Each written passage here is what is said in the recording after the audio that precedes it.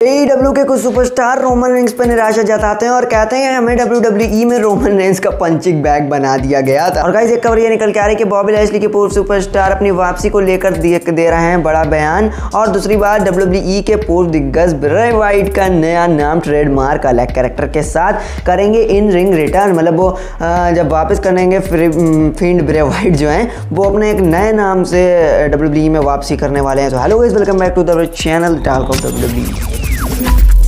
तो गाइस सबसे पहले बात करते हैं अपडेट नंबर 1 की तरफ। बॉबी लैशली के पूर्व पार्टनर ने WWE में अपनी वापसी को लेकर दिया बड़ा बयान। WWE सुपरस्टार बॉबी लैशली के पूर्व पार्टनर लियो रश को तो आप जानते ही होंगे, जो कि हमारे इंडियन MC स्टेन की तरह भाई दिखते हैं कुछ। इन्होंने कहा है हाल ही में कंपनी में किसी दिन अपनी वापसी की संभावना के बारे में बात की है। बताने कि लियो रश WWE में साल 2017 से लेकर साल 2020 तक काम कर चुके हैं और इस दौरान वो NXT के क्रूजर वेट चैंपियन बनने में भी कामयाब रहे हैं। भाई जो इंसान NXT का क्रूजर वेट चैंपियन बन चुका है वो क्या नहीं कर सकता। इसके अलावा उन्होंने बॉबी लैशली के साथ रॉलिंस और फिन बैलर जैसे बड़े सुपरस्टार के साथ काम करने का भी मौका मिला था। यहाँ तक कि आप देख सकते हैं कि इन्होंने काफ़ी पहले बॉबी लैशली की काफ़ी ज़्यादा मदद करी थी इंटरकॉन्टिनेंटल चैंपियनशिप जिताने के लिए। तो रेसलिंग से बात करते हुए लियो रश ने WWE में किसी दिन अपने आने की वापसी करने की संभावनाएं से इनकार नहीं किया। और गाइस ये कहना कि मेरा मानना है कि परिस्थिति बदल चुकी, वैल्यू और स्टॉक्स बढ़ चुके हैं, लोगों को पैसा पसंद है और जब पैसे की बात और बिजनेस की बात आती है तो सबसे ज़्यादा मायने रखती है।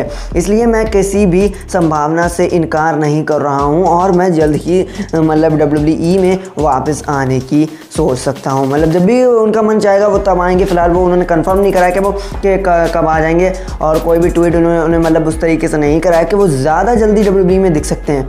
अब देखना ये कि कब लियो रश अपना चेहरा मुखड़ा दिखाते हैं सुंदर सा WWE के अंदर।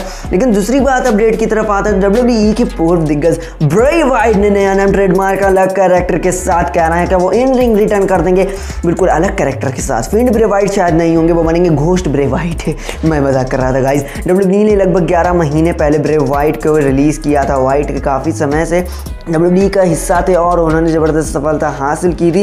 इसी वजह से उनका रिलीज़ होना शॉकिंग चीज़ थी। उनका असली नाम विडहैम रोटुंडा है। गाइस नाम सुन के आपको खुशी हुई होगी मुझे लगता है।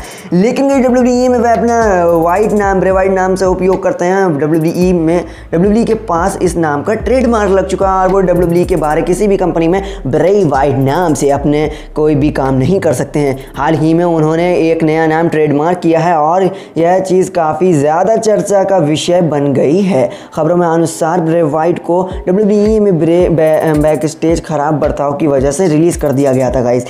जो बैक स्टेज होता है ना, तो शायद उन्होंने बैक स्टेज किसी से ख़राब बर्ताव करा होगा और मिस्टर मैकमैन ने उन्हें निकालने की सोच ली होगी। WWE में तो आ नहीं रहते और पीछे लोगों के साथ गलत बर्ताव कर रहे थे वो अलग, वो मुझे पता नहीं। लेकिन लग रहा था कि वो किसी दूसरी कंपनी में कदम रखेंगे, लेकिन ऐसा नहीं हुआ। WWE के अनुसार ब्रे वाइट ने एक नया नाम दर्ज करवाया है WWE के अंदर और हाल ही में ये सिर्फ मर्चेंडाइज सेल्स के लिए करा गया है। उन्होंने अपनी टी-शर्टें बेचने के लिए, मर्चेंडाइज बेचने के लिए अपना नया नाम कराया ताकि वो जब बैक हों तो उनके फैंस उनकी नई वाली टी-शर्ट पहने हुए दिखे उन्हें। तो आपको बता दें कि पूर्व WWE चैंपियन ने वाइट 6 नाम को ट्रेडमार्क कर लिया है। लेकिन गाइस बात करते हैं हमारी आखिरी और सबसे बड़ी अपडेट की तरफ। तो भाई AEW के कुछ सुपरस्टार ऐसे हैं जो कि रोमन रेंस से अपनी निराशा जताते हुए नजर आते हैं और वो कहते हैं कि WWE में तो हमें बस रोमन रेंस का पंचिंग बैग बनाते हुए पंचिंग बैग बनाया जा रहा था और बार-बार रोमन रेंस से हमें पिटवाया जा रहा था। तो गाइस आइए देखते हैं कि कौन है वो बड़े सुपरस्टार। WWE के पूर्व सुपरस्टार रूसेव रोथरेया ने हाल ही में अपने WWE faction the league of nation की सफलता के बारे में बात की। उन्होंने एक WWE में टीम बनाई थी, अगर आपको याद नहीं तो मैं बता दूं, जिसका नाम था लीग ऑफ नेशन, जिसमें थे शेमस अल्बर्टो डेल रियो बैडवेरिड और रूसेव रोथरेया।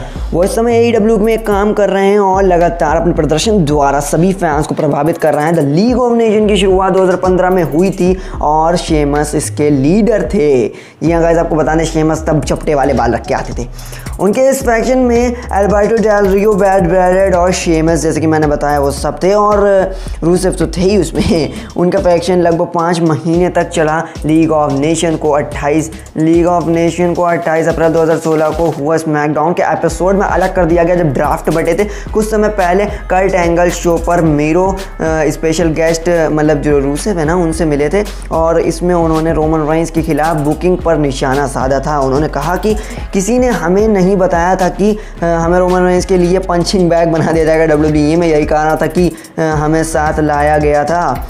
मतलब इनकी लीग ऑफ नेशन बनाई गई थी रोमन रेंस की ऊंची करने के लिए। मुझे लग रहा था कि हम 3 पूर्व चैंपियन बड़े ताकतवर और अंतर्राष्ट्रीय सुपरस्टार को देख रहे हैं। हमारे पास पोस्टर में ऐसा कुछ नहीं। दूसरी नाइट में हमें रोमन रेंस के खिलाफ 4 बनाम 1 की परिस्थिति में हार मिली थी। मतलब गाइस रोमन रेंस अकेले और ये पूरी द लीग ऑफ नेशन अकेले, और रोमन रेंस ने इनको मुंह तोड़ जवाब दे दिया और रूसेव रूतरिया की पूरी द लीग ऑफ नेशन को हरा दिया। हमें पता उन्होंने कहा था, इसके बाद हमें पता था कि हम यही करने वाले हैं। हमने कुछ नहीं कहा, मतलब इन्होंने कुछ नहीं कहा, बस ये एक जॉबर के रूप में वहाँ पे काम करते रहे WWE में। यही निराशा थी कि इनकी WWE में इन्हें ज़्यादा पुशअप नहीं मिल रहा था, बल्कि इन्हें सिर्फ मतलब रोमन रेंस का पंचिंग बैग बनाया जा रहा था। बार बार रोमन रेंस मतलब 3 नहीं बल्कि 4 लोगों को अकेले मार रहे थे देखा जाए तो। ये एक तरीके से गलत बात भी कही जा सकती है रोमन रेंस के लिए, लेकिन गाइज क्या करें, WWE जो करवाती वो रोमन रेंस की ऊंची के लिए करवा रही थी। और रोमन रेंस रूसेव रूतरिया ज़्यादा गुस्सा नहीं है रोमन रेंस से, उन्होंने बस इतनी सी ही बात करी है। तो गाइस अगर आपको वीडियो अच्छी लगी तो वीडियो को लाइक करना, चैनल को सब्सक्राइब करना ना भूलना, साथ ही साथ बेल आइकन को कुछ